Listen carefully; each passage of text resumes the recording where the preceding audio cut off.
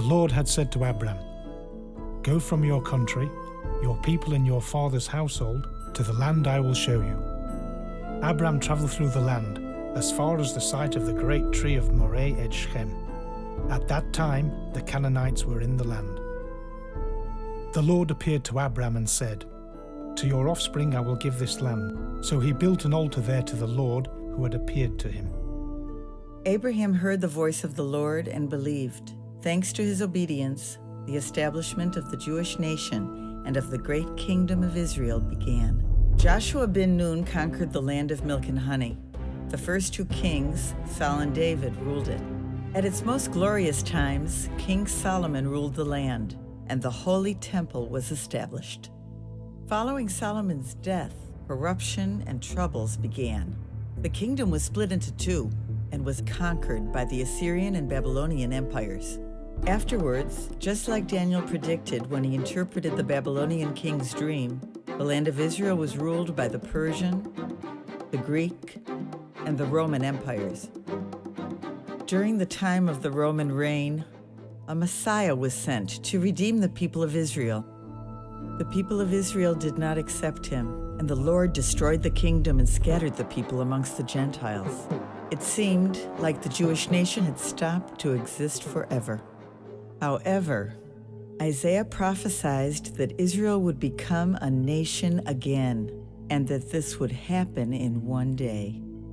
How is this going to happen?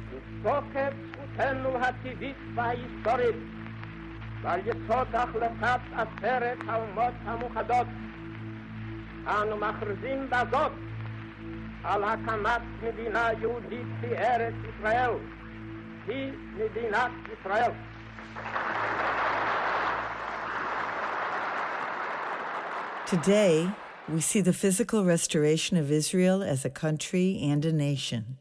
Its spiritual restoration, however, is on its way. So, how is it going to happen?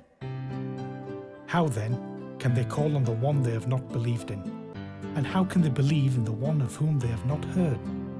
And how can they hear without someone preaching to them? And how can they preach unless they are sent? The Or Ba'aretz organization works in order to bring the message of salvation to the people of Israel.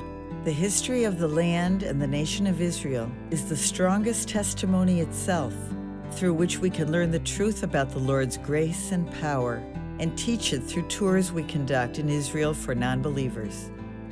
As part of our activity, we distribute the movies The Good Shepherd and Yeshua, through which we present the Gospels of Luke and John. We teach our audiences about the Messiah through historical places and the biblical texts of the Bible and the New Testament only. In order to show people a way of salvation, we also distribute the booklet Shalom with God in the Hebrew and Russian languages, in which we explain the 4 steps a person should take to become a believer in Yeshua. Afterwards, we encourage people to join local congregations to support their growing faith. The tours are a new feature which started in February. You take the people, 50 to 55 altogether per tour, and in one full day, you deliver the Lord's word to them.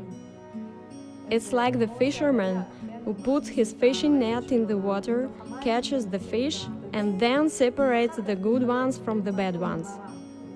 This is one of Yeshua's stories. At first, I was a little shocked to see the amount of people that arrived. Out of 55 people who took the tour, 30 arrived to hear the Lord's word.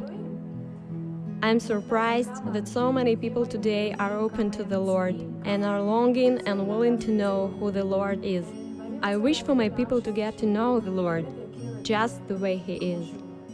These tours are a good and strong method to deliver the Lord's word in its true form.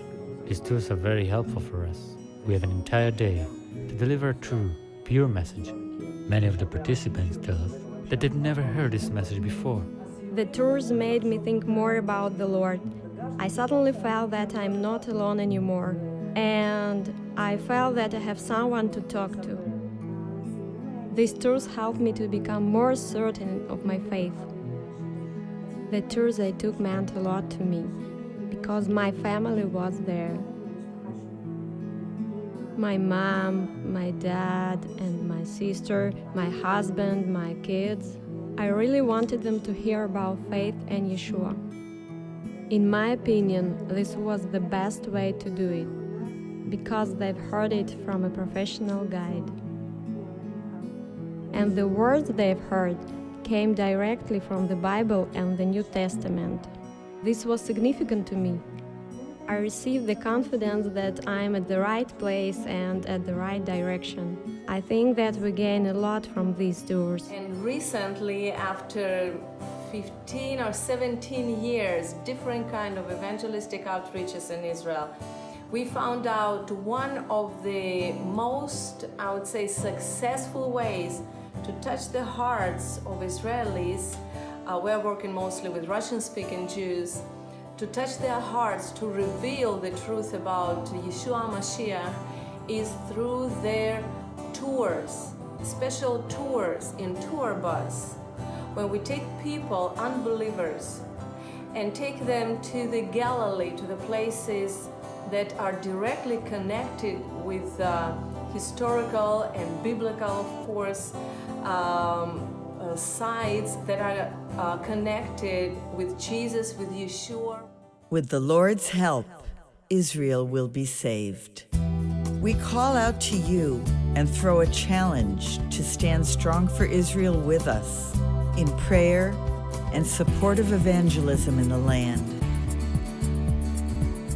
For further information, contact us at israelnewlife@gmail.com.